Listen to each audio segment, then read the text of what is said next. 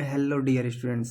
आज के इस वीडियो में हम लोग पढ़ने वाले हैं फिजिक्स के प्रीवियस क्वेश्चन के बारे में। फिजिक्स सब्जेक्ट में बिहार बोर्ड के द्वारा जो क्वेश्चन पूछा गया है उन सारे प्रश्नों को हम लोग देखेंगे। वन वीडियो शूट होगा जिसमें हम लोग फिजिक्स में 2020 में जो प्रश्न पूछा गया है बिहार बोर्ड के द्वारा वो सारे के सारे प्रश्नों का संग्रह देखेंगे। उम्मीद करते हैं आप जो है वो वीडियो के अंत तक बने रहिएगा। और अभी फ़िलहाल जो है वो 4 तारीख तक इसी प्रकार से जो है वो क्लासेस चलेंगी, जिसमें 11th क्लास के लिए मैं वीडियो शूट नहीं कर पा रहा हूँ क्योंकि वीडियो को शूट करना फिर उसको जो है वो लार्ज एमबी हो जा रहा है ना, वो एक बड़ा सा जो है वो एमबी हो जा रहा है, जीबी में जा रहा है। जीबी में मतलब कहा जाए तो 8 GB 9 GB, तो 8 GB से जो है वो अब यूट्यूब पर अपलोड करने के लिए 1.5 या 2 GB में कन्वर्ट करना पड़ता है। बाकी कुछ चीज़ें जो है वो एडिट नहीं करनी पड़ती हैं, कट क्लिप नहीं ऐड करना पड़ता है, तो यहीं एडिट का प्रोसेसिंग होता है। तो इसमें जो है वो समय लग रहा है, जिसकी वजह से आप देख सकते हो कि समय ज़्यादा लग रहा है। आज मैंने केवल 2 ही वीडियो जो है वो अपलोड किया है, फिर बीच में कुछ अन्य काम जो है वो मैं करने लगा था और फिर रेस्ट भी किया चूँकि तबीयत ख़राब थी, है ना। तो अभी आप देख सकते हो कि टोपी जो है वो मैंने हटाया है, दरवाज़ा बंद करके और टोपी हटा दिया है ना। खिड़की वगैरह सब बंद है तो इस तरीके से जो है वो हम लोग वीडियो शूट करेंगे, पढ़ेंगे। बाकी जो भी कमी हो, जो आपको न समझ में आए, आप कमेंट सेक्शन में ज़रूर पूछिएगा और कोशिश करेंगे कि उसको अगले वीडियो में जो है वो इम्प्रूव करें, ठीक है।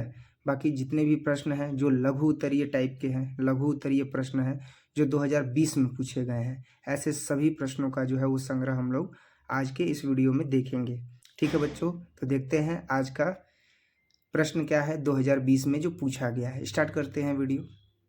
तो वीडियो स्टार्ट करते बच्चों, और आप देख सकते हो कि फिजिक्स 12th क्लास के लिए है ये, और 2020 में जो प्रश्न आया हुआ है उसका जो है वो हम लोग चर्चा करने वाले हैं। तो सबसे पहला प्रश्न क्या है? सबसे पहला प्रश्न है कि प्रेरणिक प्रतिघात से आप क्या समझते हो। प्रेरणिक प्रतिघात का मतलब हो गया बच्चों प्रेरकीय प्रतिघात। प्रेरणिक लिखा हुआ है ना, इसको हम क्या बोलेंगे? इसको हम बोलेंगे प्रेरकीय। क्या बोलेंगे? प्रेरकीय प्रतिघात। प्रेरकीय या बोला जाए, या इसको क्या बोला जाएगा? या इसको बोला जाएगा प्रेरणिक। तो यही हो जाएगा प्रेरकीय या प्रेरणिक प्रतिघात से आप क्या समझते हो। तो एक ऐसा परिपथ होना चाहिए जिसमें एक क्या लगा होना चाहिए बच्चों? तो जिसमें जो है वो एक प्रेरक कुंडली लगी होनी चाहिए, है ना। तो उस स्थिति में जो प्रतिघात का काम करता है यानी एक्सएल, एक्सएल को जो है वो प्रेरणिक या प्रेरकीय प्रतिघात कहा जाता है, ये मैंने आपको बताया था। और एक्सएल का जो मान होता है वो कितना होता है? तो X L is equal to L omega होता है, मैंने बताया था ना। X L is equal to कितना होता है? एल ओमेगा होता है। और X C is equal to कितना होता है? तो 1/c ओमेगा होता है। इसी प्रकार से ये जो एक्स एल है इसी को क्या बोला जाता है? तो इसी को बोला जाता है प्रेरकीय या प्रेरणिक प्रतिघात। हालांकि 2020 में जो प्रश्न आए थे वो 1 से लेकर के और 20 तक प्रश्न आए थे, लेकिन 1 से 20 तक आने वाले प्रश्नों में हमें जवाब किसका देना था? तो हमें 10 प्रश्नों का जो है वो जवाब देना था बच्चों। तो स्टार्ट करते हैं, और अब आपको ये समझ में आ गया होगा प्रेरणिक प्रतिघात या प्रेरकीय प्रतिघात अलग अलग नहीं है। तो क्या है? तो देखा जाए तो सबसे पहले प्रेरणिक प्रतिघात से आप क्या समझते हैं? तो प्रेरणिक प्रतिघात क्या होता है? तो किसी शुद्ध प्रेरक एल के किसी शुद्ध प्रेरक एल के परिपथ पर प्रयुक्त एसी वोल्टता, यानी एसी वोल्टता मतलब V बराबर V0 sine omega T, Vm है यहाँ पर, तो क्या हो जाएगा? V बराबर V0 साइन ओमेगा टी में I बराबर क्या होता है? तो I बराबर I0 sine omega T minus π/2 होता है। क्या होता है? I बराबर I0 sine omega T minus π/2, और V बराबर होता है V0 साइन ओमेगा/2। तो इसमें जो धारा संचालित होती है उस धारा का मान किसके बराबर होता है? तो उस धारा का मान होता है V और by XL. V by XL क्यों? तो V जो है वो विभव हो गया, एक्सएल क्या हो गया? तो प्रतिघात हो गया। ओम के नियम से हम क्या जानते हैं? तो V बराबर IR, और अगर I का मान निकालेंगे तो V बटे में R। आप खुद देखिए, ओम के नियम से V बराबर क्या होता है? तो V बराबर होता है IR, और अगर हम किसका मान निकालें? I का, तो क्या हो जाएगा? V बटे में R बराबर I हो जाएगा। इस तरीके से यहाँ पर भी देखें तो आई एम बराबर क्या हो जाएगा?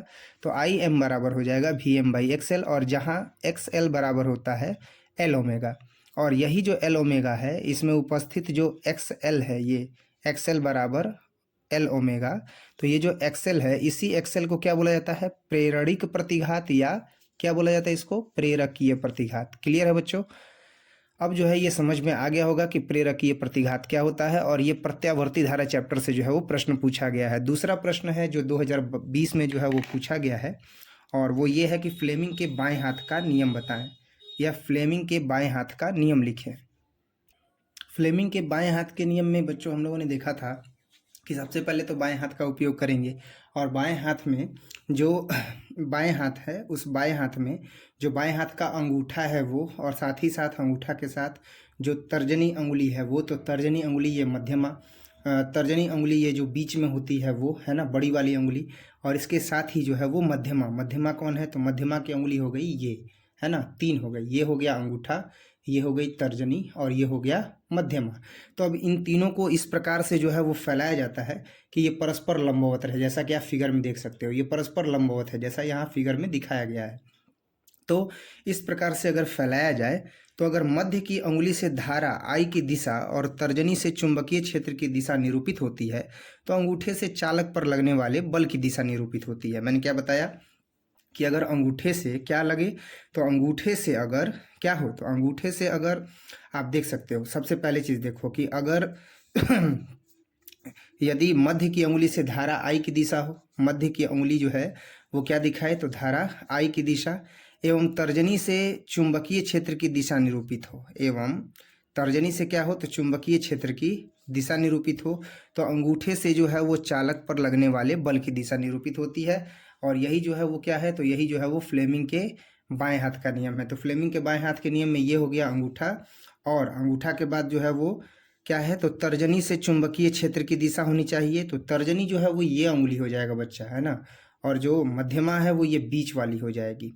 तो इस प्रकार से जो है वो क्लियर हो गया कि यदि धारा आई जो है वो धारा आई की दिशा मध्य की अंगुली से हो, तो मध्य की अंगुली हो गई ये, और मध्य की अंगुली से अगर धारा आई की दिशा हो और तर्जनी से चुंबकीय क्षेत्र की दिशा हो, तो ऐसी स्थिति में ये चुंबकीय क्षेत्र की दिशा हो, तो ऐसी स्थिति में जो अंगूठा होता है वो लगने वाले बल को जो है वो दिखाता है ना।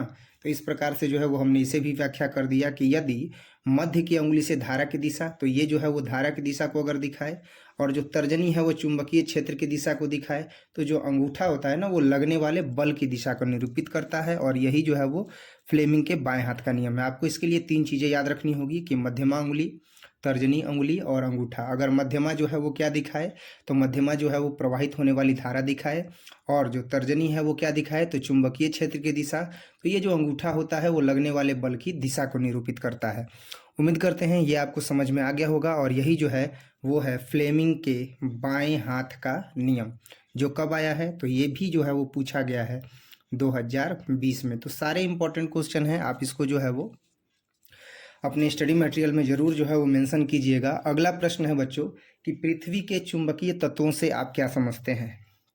तो पृथ्वी के चुंबकीय तत्वों के विषय में मैंने आपको चुंबकत्व चैप्टर में बताया था। चुंबकत्व चैप्टर में जो है वो मैंने व्याख्या किया था दिक्पात कोण, नमन या नति कोण, और पृथ्वी के चुंबकीय क्षेत्र का क्षैतिज घटक। यही चीज़ जो होता है वो पृथ्वी के चुंबकीय तत्वों का जो है वो एक ग्रुप होता है, एक समूह होता है, और इसी की व्याख्या करने के लिए एग्जाम में पूछा जाता है। तो जब 5 नंबर में पूछा जाता है तो दिक्पात कोण, नति या नमन कोण, पृथ्वी के चुंबकीय क्षेत्र का क्षैतिज घटक, इन सब का व्याख्या किया जाता है। लेकिन अब जब शॉर्ट फॉर्म में पूछा है और पूछा गया है क्या कि पृथ्वी के चुंबकीय तत्वों से आप क्या समझते हैं, तो ऐसे प्रश्नों का हल करने के लिए आप सामान्य जो है वो उत्तर लिखिएगा कि किसी स्थान पर पृथ्वी के चुंबकीय क्षेत्र के परिमाण और दिशा का पूर्ण ज्ञान जिन राशियों से प्राप्त होता है उन्हें उस स्थान पर पृथ्वी का चुंबकीय तत्व कहते हैं। यानी कि अगर किसी भी स्थान पर पृथ्वी के चुंबकीय क्षेत्र के परिमाण और दिशा का अगर पूर्ण ज्ञान रखना हो कि भाई पृथ्वी का चुंबकीय क्षेत्र का परिमाण कितना है और उस चुंबकीय क्षेत्र की दिशा कितनी है, पृथ्वी के चुंबकीय क्षेत्र की दिशा कितनी है, अगर उसका पूर्ण ज्ञान चाहिए तो जिन राशियों से किसका किसका ज्ञान प्राप्त होता है, तो पृथ्वी के चुंबकीय क्षेत्र के परिमाण का ज्ञान प्राप्त होता है, और साथ ही साथ पृथ्वी के चुंबकीय क्षेत्र की दिशा का जो है वो ज्ञान प्राप्त होता है। तो उन्हें उस स्थान पर पृथ्वी का चुंबकीय तत्व कहते हैं। क्या कहते हैं? उन्हें उस स्थान पर पृथ्वी का चुंबकीय तत्व कहते हैं जिस स्थान पर चुंबकीय क्षेत्र के परिमाण और दिशा का ज्ञान जिन राशियों के द्वारा प्राप्त किया जाता है उन्हीं राशियों को चुंबकीय तत्व कहते हैं। ये तत्व निम्नलिखित हैं या ये तत्व निम्नांकित हैं। सबसे पहला क्या है तो दिक्पात कोण, इसके बाद क्या है तो नमन या नति कोण, और तीसरा क्या है तो तीसरा है पृथ्वी के चुंबकीय क्षेत्र का क्षैतिज घटक, पृथ्वी के चुंबकीय क्षेत्र का क्षैतिज घटक। और इस प्रकार से क्वेश्चन नंबर 3 भी जो है वो कंप्लीट कर दिया। और ये भी क्वेश्चन कब पूछा गया है तो ये भी जो है वो 2020 में आया हुआ है। तो इस तरीके से जो है वो हम हल करते चल रहे हैं और उम्मीद करते हैं कि आपको जो है ये खूब बेहतरीन ढंग से समझ में आ रहा होगा। अगर आपको ये वीडियो अच्छे से समझ में आ रहा है, जो भी टॉपिक एक्सप्लेन किया जा रहा है वो समझ में आ रहा है, तो आप वीडियो को ज़रूर लाइक कीजिएगा, है ना। और चैनल को सब्सक्राइब कीजिएगा जो भी नए स्टूडेंट हैं। और जिन्हें ये नोट्स चाहिए तो ये नोट्स का PDF जो है वो टेलीग्राम ग्रुप में है, आप वहाँ से इसे ले सकते हैं। तो आप टेलीग्राम ग्रुप का जो लिंक है वो डिस्क्रिप्शन में दिया गया है, वहाँ से आप टेलीग्राम ग्रुप भी ज्वाइन कर सकते हैं। और आगे देखते हैं प्रश्न। आगे प्रश्न है कि एक क्षण चुंबक की अक्षीय स्थिति और निरक्षीय स्थिति को समझाएं। तो बच्चों इसके विषय में मैंने बताया था कि अगर ये एक चुंबक है जिसमें N और S दो ध्रुव है, तो अगर इसके अक्ष के चुंबक के अक्ष के अनुदिश अगर कोई बिंदु है, यहाँ पर अगर वो बिंदु है तो ये हो गया अक्षीय स्थिति में। लेकिन अगर ये N और S दो बिंदु है और इस चुंबक के अक्ष के अनुदिश न होकर के अक्ष के अंतरिक्ष में अगर कोई बिंदु हो तो वो निरक्षीय स्थिति होता है। यानी ये जो अभी दिखाया गया है तो ये संकेतन है किसका, तो ये संकेतन है निरक्षीय का। किसका है, निरक्षीय का। बाकी ये जो बिंदु है ये किसका है, तो ये है अक्षीय का। ये किसका है, ये अक्षीय का है। तो अक्षीय स्थिति में क्या होता है कि अक्ष के अनुदिश होता है, चुंबक के काल्पनिक अक्ष के अनुदिश होगा। और निरक्षीय में क्या होगा, तो चुंबक से अंतरिक्ष में जो है वो कोई बिंदु स्थित होगा और वहाँ पर चुंबकीय विभव या चुंबकीय क्षेत्र ज्ञात किया जाएगा। तो वो हो जाएगा क्या, तो वो हो जाएगा निरक्षीय। अक्षीय और निरक्षीय ये आपको अच्छे से समझ में आ गया होगा। यही चीज़ यहाँ पर भी जो है वो एक्सप्लेन करेंगे कि किसी क्षण चुंबक के चारों ओर उसका अपना चुंबकीय क्षेत्र होता है। भाई सही है, अगर कोई क्षण चुंबक है तो उसके चारों ओर अपना चुंबकीय क्षेत्र होगा और इस क्षेत्र में चुंबक के सापेक्ष दो विशिष्ट बिंदुओं की स्थिति को मानक स्थितियां कहा जाता है। चुंबक के इस चुंबकीय क्षेत्र में जो दो विशिष्ट बिंदु होते हैं उन स्थितियों को मानक स्थितियां कहा जाता है। और इनमें से एक की स्थिति चुंबक के अक्ष पर होती है, ये आप देख सकते हो चुंबक के अक्ष के अनुदिश। तो इनमें से एक की स्थिति चुंबक के अक्ष पर होती है जिसे अक्षीय स्थिति कहा जाता है, और दूसरी मानक स्थिति चुंबक की लंबाई के लंबवत समद्विभाजक पर होती है। आप देख सकते हो ये समद्विभाजक पर है ना। तो ये समद्विभाजक पर होती है जिसे क्या कहा जाता है, तो निरक्षीय स्थिति कहा जाता है। तो वेल तरीके से एक्सप्लेन किया गया कि कोई भी अगर क्षण चुंबक है तो क्षण चुंबक के चारों ओर उसका अपना जो है वो चुंबकीय क्षेत्र होता है और इस क्षेत्र में चुंबक के सापेक्ष दो विशिष्ट बिंदुओं की स्थितियों के बारे में जब अध्ययन किया जाता है तो उसे मानक स्थिति कहा जाता है। मानक स्थिति में एक स्थिति चुंबक के अक्ष पर होती है बिंदु की जिसे अक्षीय स्थिति कहा जाता है। बाकी दूसरी जो स्थिति होती है मानक स्थिति वह चुंबक की लंबाई के लंबवत समद्विभाजक पर होती है जिसे निरक्षीय स्थिति कहा जाता है। इसके बाद जो है वो अगला प्रश्न देखेंगे बच्चों कि प्रकाश वर्ष क्या है। ये भी प्रश्न जो है वो 2020 में जो है वो पूछा गया है। बहुत ही साधारण प्रश्न है। अभी हम लोग लघु उत्तरीय देख रहे हैं, दीर्घ उत्तरीय भी देखेंगे।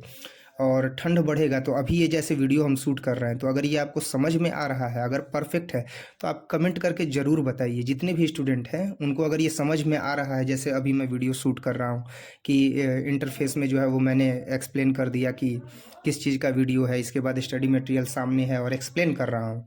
तो अगर ऐसे आपको समझ में आ रहा है अच्छे तरीके से तो आप कमेंट ज़रूर कीजिए, ताकि मैं ठंड से थोड़ा सा बचने का भी कोशिश करूंगा। शाम को जो मैं देर रात तक कोचिंग में रहता हूं, कोशिश करूंगा कि इसी तरीके से वीडियो बना करके और टॉपिक को जो है वो मैं क्लियर करूं, अच्छे तरीके से समझा दूं।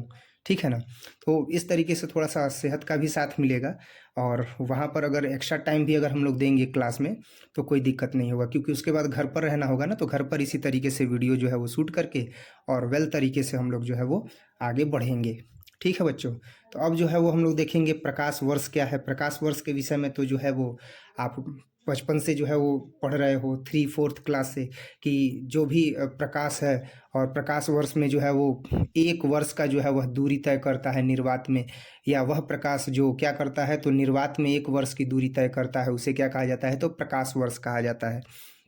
वही चीज़ यहाँ पर भी होगा कि अंतर्राष्ट्रीय खगोलीय संघ के अनुसार, यानी अंतर्राष्ट्रीय खगोलीय संघ जो है वो क्या कहता है कि 1 प्रकाश वर्ष वह दूरी होती है जो प्रकाश अपने निर्वात में 1 वर्ष में पूरा कर लेता है। यानी प्रकाश निर्वात में जितनी दूरी 1 वर्ष में पूरा करता है उसे ही क्या कहते हैं तो 1 प्रकाश वर्ष कहते हैं। क्लियर है।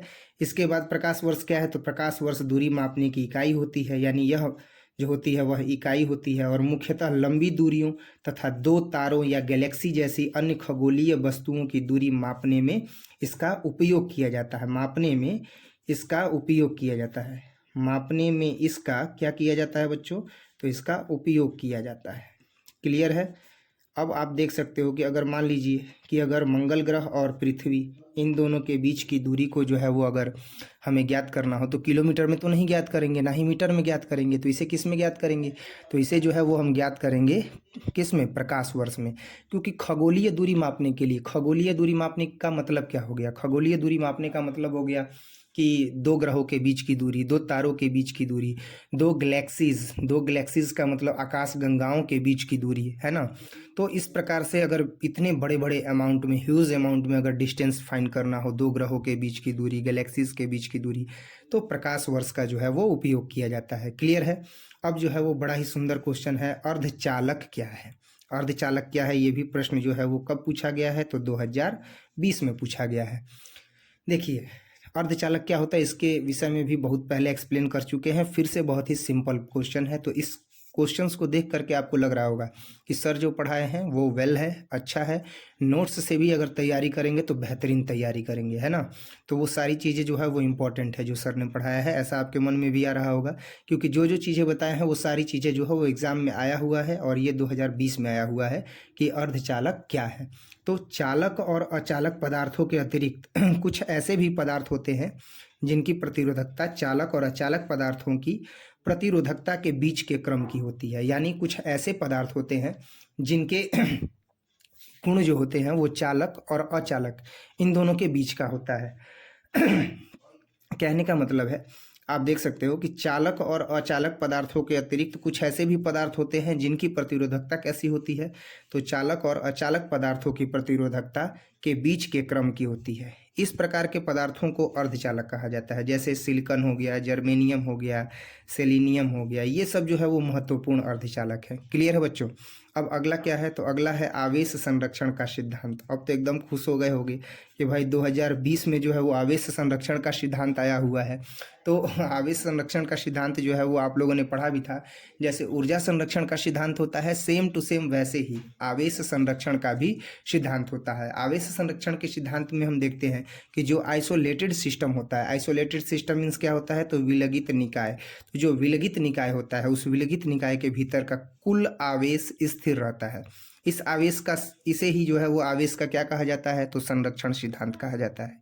कोई आइसोलेटेड सिस्टम है और उस आइसोलेटेड सिस्टम के अंदर का जो कुल आवेश होता है वह सारा का सारा आवेश स्थिर रहता है।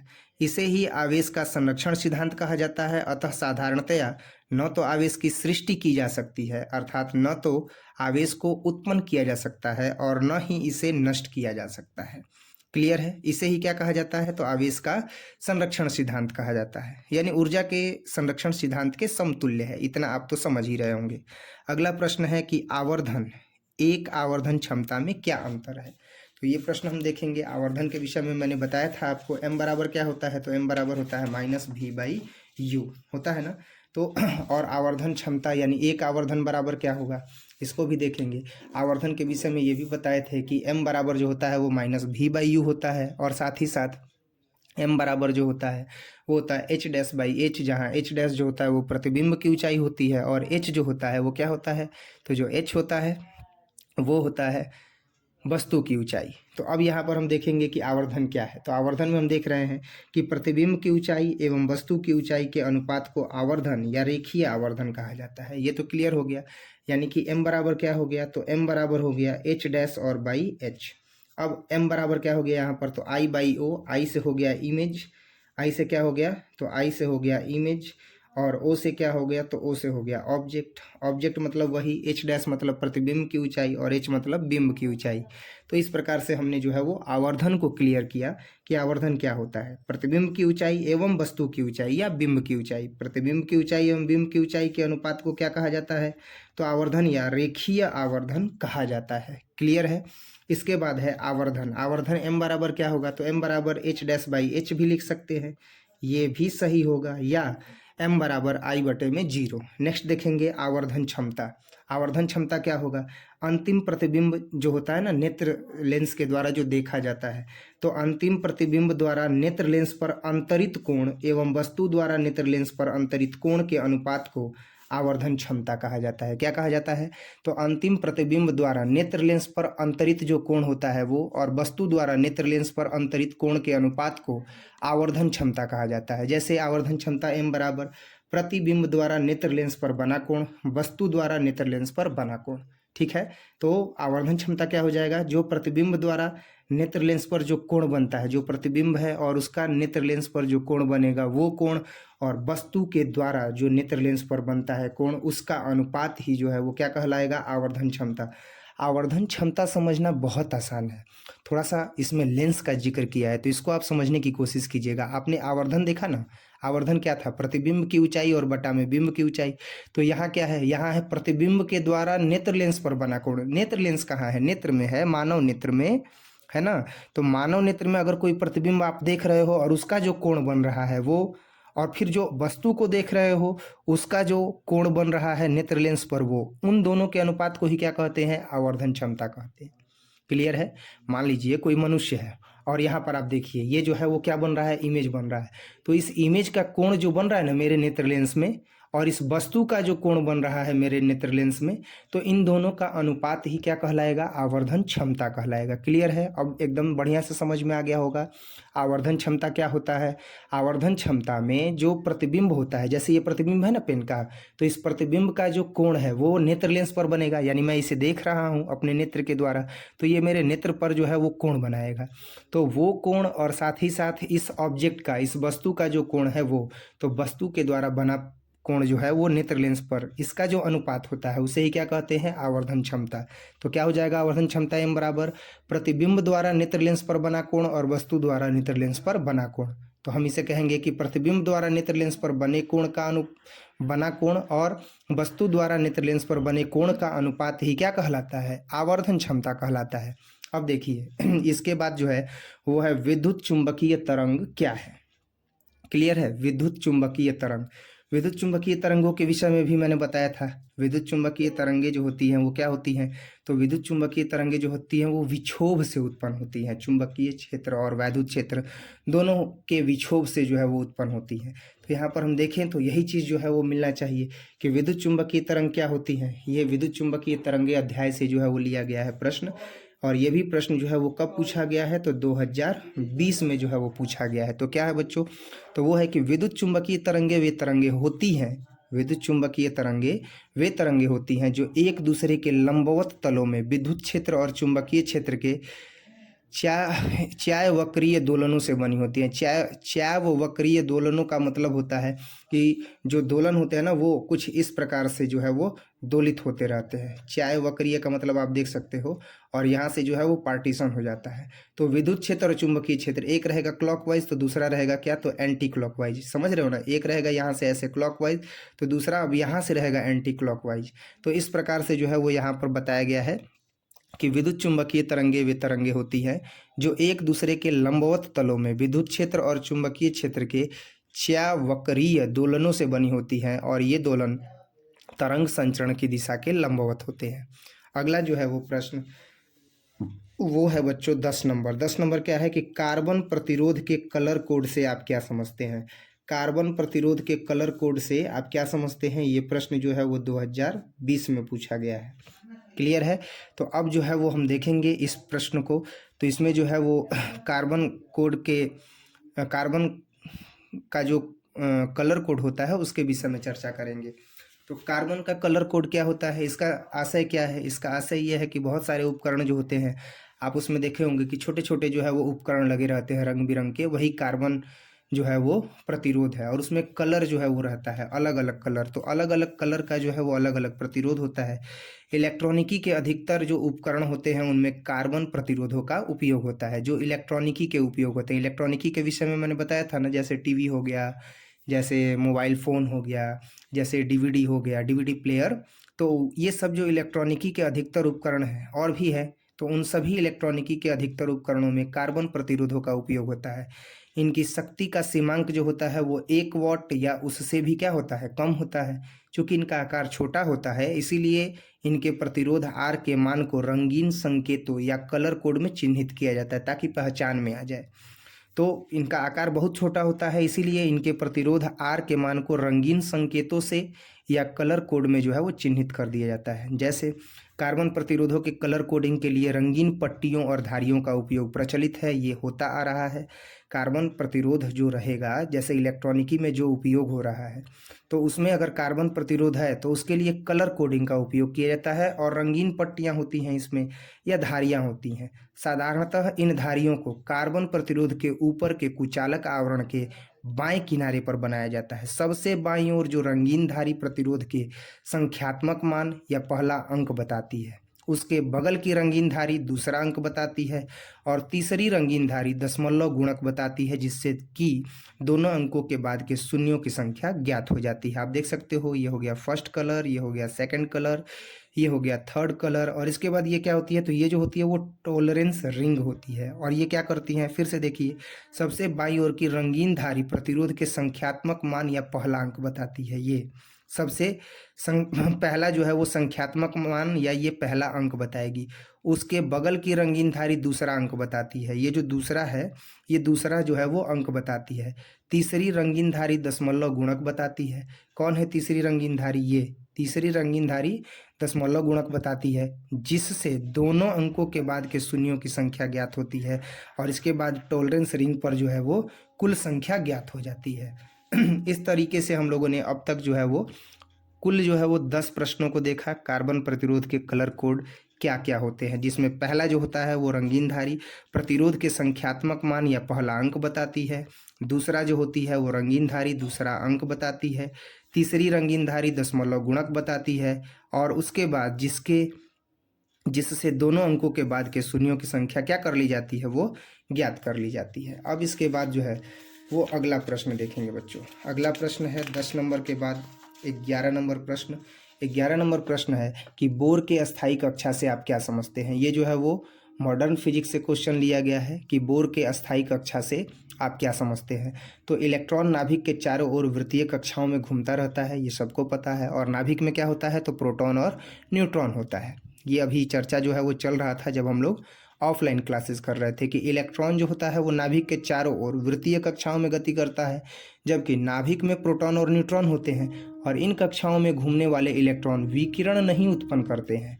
इन्हीं कक्षाओं को अस्थायी कक्षाएं कहते हैं। विकिरण उत्पन्न करने का काम कौन करता है, तो विकिरण उत्पन्न करने का जो काम है वो नाभिक में उपस्थित न्यूट्रॉन और प्रोटॉन उत्सर्जित होता है, तो उसके बाद न्यूट्रॉन भी उत्सर्जित होता है, और उससे ऊर्जा का एक जो है वो परिमाण निकलता है। फिर अगर उसको नियंत्रित करते हैं तो नियंत्रित करने पर नियंत्रित नाभिकीय संलयन जो है वो होता है, और अगर नियंत्रित नहीं कर पाते हैं तो अनियंत्रित होता है। तो यही चीज़ जो है यहाँ पर बताना था कि अस्थायी कक्षा क्या होता है। तो अस्थायी कक्षा में जो इलेक्ट्रॉन होते हैं वो गति करते रहते हैं।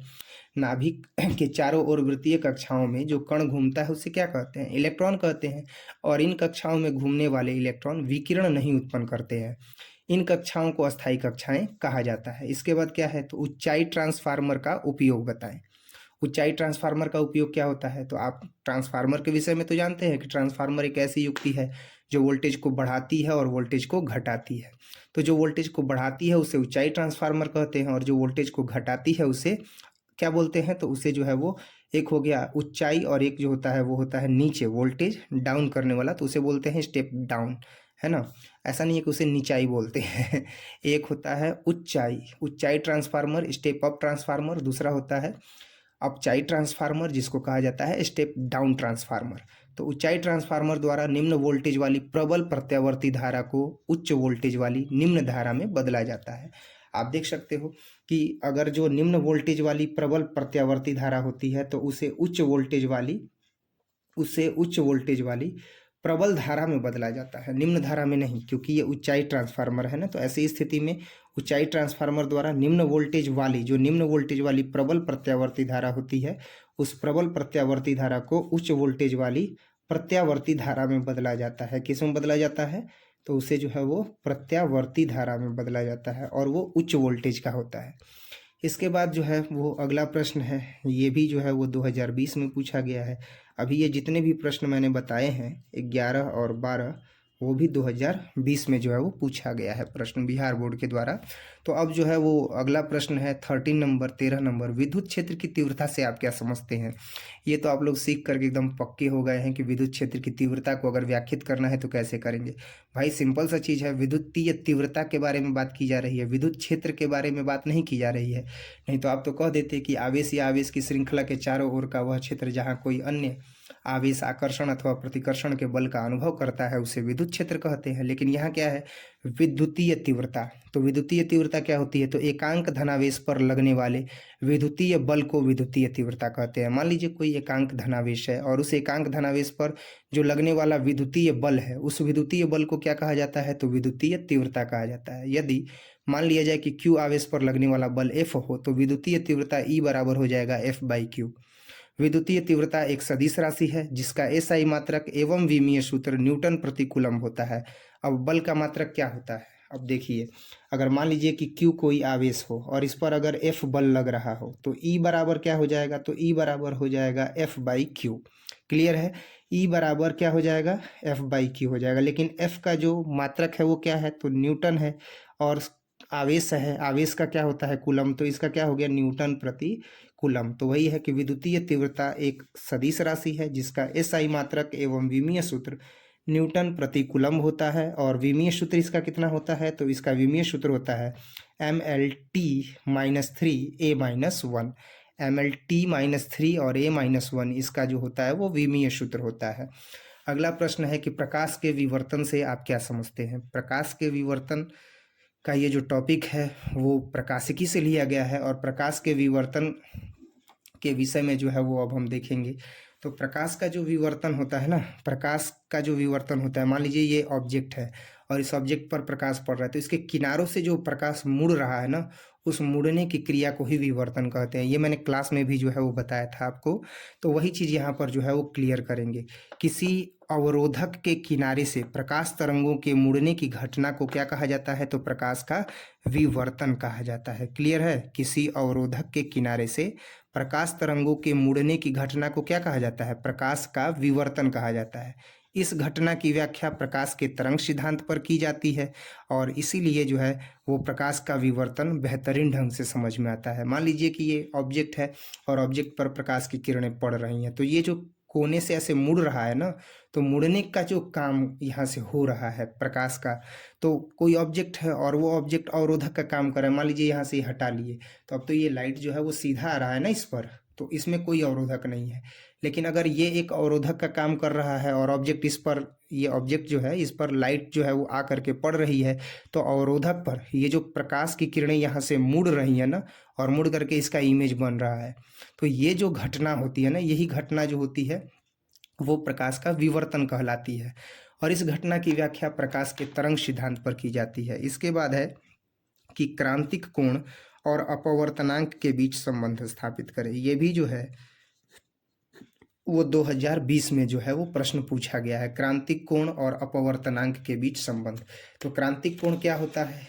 क्रांतिक कोण के विषय में आपको जो है वो ऑप्टिक्स में ही बताया गया है क्रांतिक कोण क्या होता है।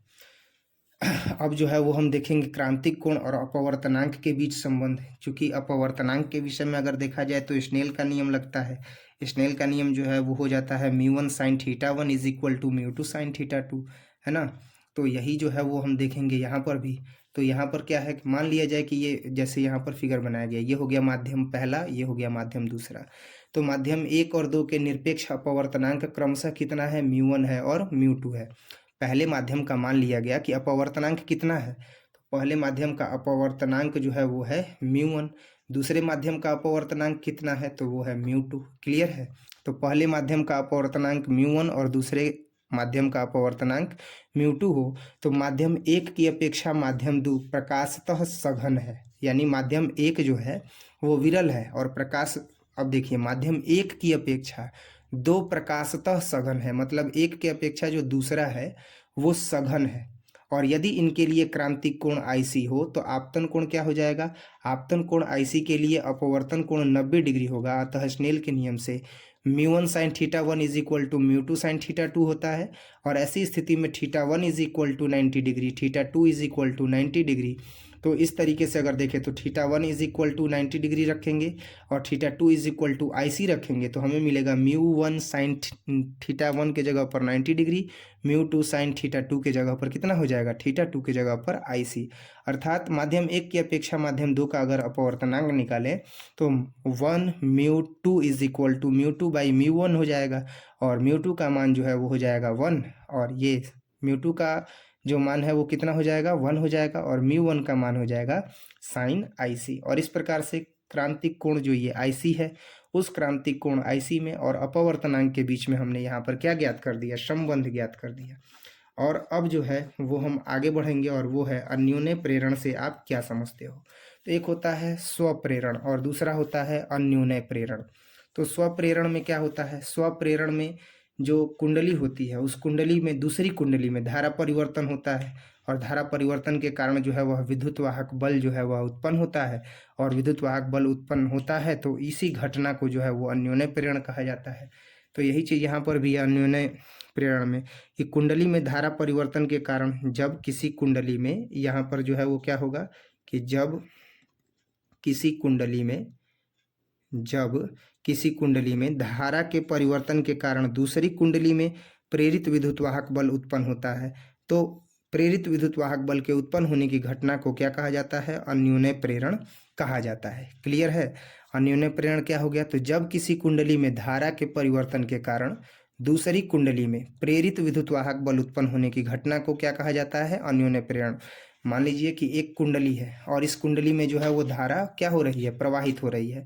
तो इस धारा के प्रवाह के कारण ये जो दूसरी कुंडली है जिसमें धारा प्रवाहित नहीं हो रही है, इस दूसरी कुंडली में जब प्रेरित विद्युत वाहक बल उत्पन्न हो जाएगा तो प्रेरित विद्युत वाहक बल उत्पन्न होने के कारण प्रेरित विद्युत धारा इसमें प्रवाहित होने लगेगी। हालांकि आपको ये सपोज करना पड़ेगा कि ये चालक है, हालांकि ये चालक है नहीं, ये तो प्लास्टिक है। लेकिन आप मान लीजिए कि ये एक कुंडली है और एक कुंडली ये है। तो इस स्थिति में प्रथम कुंडली में जब धारा प्रवाहित होगी तो इस धारा प्रवाह के कारण दूसरे कुंडली में जब प्रेरित विद्युत वाहक बल उत्पन्न होगा, अर्थात इसमें प्रेरित विद्युत वाहक बल के कारण प्रेरित विद्युत धारा प्रवाहित होने लगेगी, तो इसे ही अन्योन्य प्रेरण कहते हैं। इसके बाद जो है वो अगला प्रश्न देखेंगे। अगला प्रश्न है कि प्रतिचुंबकीय पदार्थों के 2 गुण लिखें। ये भी जो प्रश्न है वह 2020 में आया हुआ है बच्चों। तो इस तरीके से जो है वो हम लोगों ने 17 नंबर तक जो है वो इसको सॉल्व किया। इसके बाद जो है वो 18 नंबर बताएंगे और 18 नंबर के बाद ये जो है वो कंप्लीट हो जाएगा। पूरा का पूरा जो टॉपिक है जो 2020 में पूछा गया है, लघु उत्तरीय प्रश्नोत्तर। अगर आप इन सारे प्रश्नों का भी संग्रह अगर तैयार कर लेते हैं, याद कर लेते हैं, तो डेफिनेटली आप एग्ज़ाम में जो है वो रॉकिंग परफॉर्मेंस देने वाले हैं। तो आप जो है वो अच्छे तरीके से इसको याद कर लीजिएगा। इसका जो PDF है वो मैं अभी सेंड कर दूंगा आपको ग्रुप में ही, और वीडियो के बाद जो है वो इसका PDF आपको मिल जाएगा। तो उम्मीद करता हूँ कि आप इससे जुड़े रहेंगे चैनल से और ज़्यादा से ज़्यादा जो है वो आप प्रॉफिट जो है वो लेंगे। तो यहाँ पर आप देख सकते हैं कि प्रतिचुंबकीय पदार्थों के 2 गुण लिखने हैं। हम यहाँ पर जितना गुण जानते हैं उतना लिखेंगे। प्रतिचुंबकीय पदार्थ के गुण निम्नलिखित हैं भाई। सबसे पहला है कि प्रतिचुंबकीय पदार्थ ठोस, द्रव तथा गैस तीनों अवस्थाओं में पाए जाते हैं। क्लियर है। इसके बाद प्रतिचुंबकीय क्षेत्र क्या होता है, तो चुंबकीय क्षेत्र के तीव्र भाग में इन पर मंद विकर्षण होने लगता है। तीसरा क्या है कि इनकी आपेक्षिक चुंबकशीलता एकांक से कम होती है। नेक्स्ट क्या है कि इनकी चुंबकीय प्रवृत्ति का मान छोटा और ऋणात्मक होता है। ताप परिवर्तन से इनकी चुंबकीय प्रवृत्ति पर कोई प्रभाव नहीं पड़ता है। ये प्रतिचुंबकीय पदार्थों के गुण होते हैं कि ताप परिवर्तन से इनके चुंबकीय प्रकृति पर कोई प्रभाव नहीं पड़ता। साथ ही साथ प्रतिचुंबकीय पदार्थ ठोस, द्रव और गैस तीनों अवस्थाओं में पाए जाते हैं। और चुंबकीय क्षेत्र के तीव्र भाग में इन पर मंद विकर्षण होता है और इसकी आपेक्षिक चुंबकशीलता एकांक से कम होती है। तो और इसके बाद क्या है कि इसकी जो चुंबकीय प्रवृत्ति होती है प्रति चुंबकीय पदार्थ की, उसका मान छोटा होता है और ऋणात्मक होता है। अब जो अगला प्रश्न है बच्चों वो है कि सी धारिता वाले संधारित्र को भी विभव तक आवेशित किया गया है, इसकी वैद्युत ऊर्जा का मान बताएं। तो ये तो मैंने बताया था कि आप जब कभी भी अगर ऊर्जा का कुल मान निकालिएगा तो उसका मान कितना होगा, वो भी संधारित्र को आवेशित करने में, तो 1/2 CV²। इसको हम लोगों ने प्रमाणित भी किया था। तो अब कई बच्चे जो है वो ओवर स्मार्ट बनने लगते हैं, कह रहे भाई ये तो जो धीरज सर बताए थे वही आ गया है, सी धारिता वाले संधारित्र को भी विभव तक आवेशित कर रहे हैं और वैद्युत ऊर्जा का मान बताना है। तो चलो इसको साबित कर देते हैं, हमको ज़्यादा नंबर मिलेगा ना। मिलेगा कितना, 2 ही नंबर, इससे ज़्यादा मिलने वाला नहीं है। तो जितना केवल पूछा गया है उसका ही जवाब देंगे कि सी धारिता वाले संधारित्र को भी विभव तक आवेशित किया गया, तो इसकी वैद्युत ऊर्जा का क्या मान होगा। तो सिंपल, सी धारिता वाले संधारित्र को भी विभव तक आवेशित किया जाए तो इसकी वैद्युत ऊर्जा का मान कितना हो जाएगा। तो वैद्युत ऊर्जा का मान जो है वो हो जाएगा 1/2 CV²। और इस तरीके से हम लोगों ने 2020 में पूछे गए जितने भी लघु उत्तरीय प्रश्नोत्तर थे उन सब का जो है वो संपूर्ण हल यहाँ पर देख लिया। उम्मीद करता हूँ बच्चों आपको जो है ये खूब बेहतरीन ढंग से जो है, उम्मीद करता हूँ आपको ये वीडियो जो है वो अच्छा लगा होगा और बेहतरीन ढंग से समझ में आया होगा। बाकी कोई भी स्टूडेंट जिसे समझ में नहीं आया है कोई भी टॉपिक, वो कमेंट सेक्शन में ज़रूर बताएं। ठीक है, कमेंट सेक्शन में बताइए, उसमें अगले वीडियो में इम्प्लीमेंट करेंगे, साथ ही साथ उसको समझाने की भी कोशिश करेंगे। तो आप जो भी अगर कमी है आप उसे बताइएगा ताकि उसे और बेहतरीन ढंग से एक्सप्लेन कर सके। साथ ही साथ वीडियो का क्वालिटी कैसा है, आपको समझ में आ रहा है इस तरीके से या नहीं आ रहा है, ये भी बताइएगा। ठीक है, और जो भी वीडियो है वो इसी तरीके से जो है वो हम लोग शूट करेंगे और आगे देखेंगे।